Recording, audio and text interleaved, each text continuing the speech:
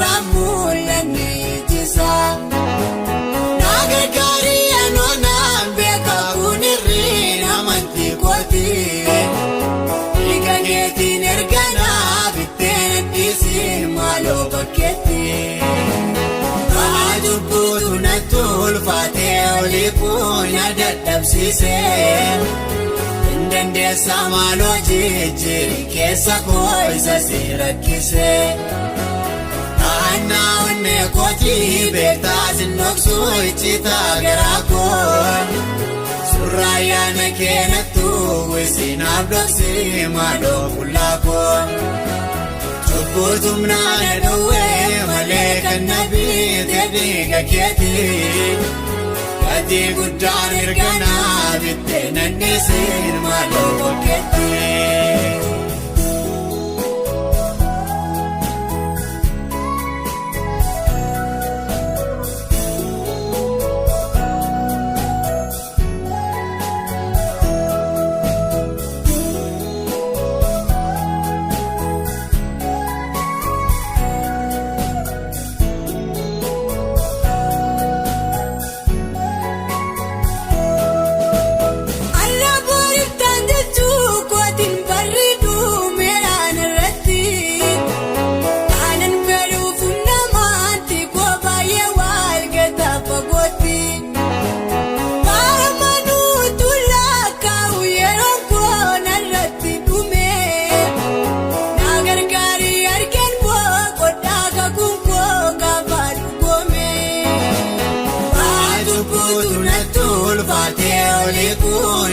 Dabsise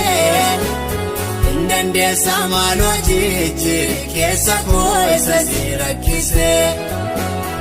Ana unne koti bekta zinoksu ichita gerakon Suraya nekenatu wisin abdoksi malo kulakon Chubutumna neduwe malekan nabi tediga keti Ati guddan irgana bitte nannisin malo baketi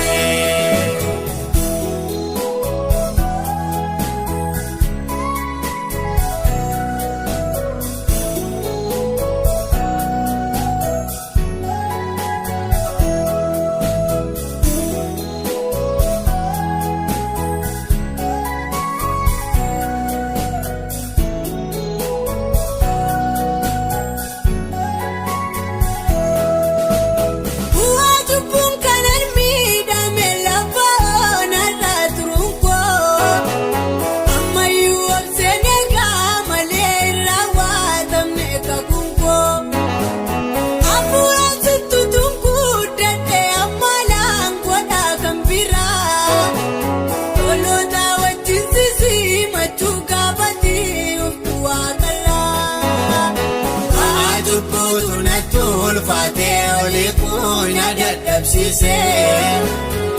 Dende samalo jijiri kesa koisa sirakise Ana unne koti bekta zinoksu ichita gerakon Suraya nekenatu wisin abdoksi malo kulakon Chubutumna neduwe malekan nabi tediga keti Ati guddan irgana bitte nannisin malo baketi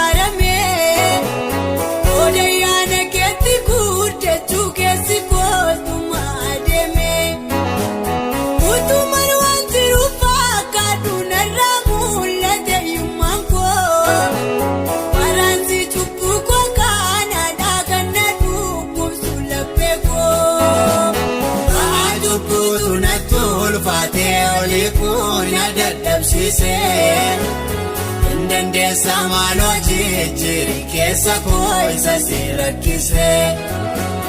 Taanaa onnee kootii beektaa sinnoksuu icciitaa garaa koo.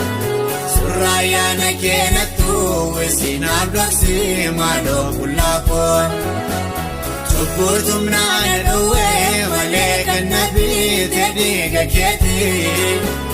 Gatii guddaan erga naa bittee nannisin